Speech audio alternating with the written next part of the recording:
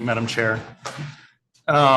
This bill is a carryover from last year, and it's certainly gotten a lot of attention. Wanted to share a couple thoughts as we begin our committee discussion.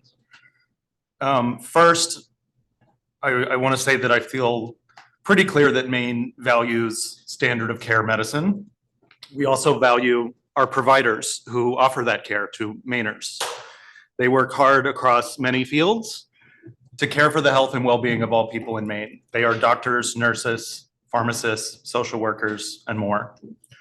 Really appreciate the bill sponsor's intent to show folks in the transgender community here in Maine that we support them. The intent to show our providers and our healthcare system that we value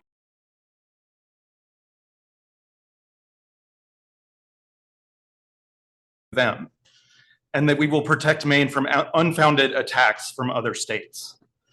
The reality is that healthcare bans are being passed by politicians in other states. These bans are meant to restrict people's abilities to make private decisions about their own health, their own lives.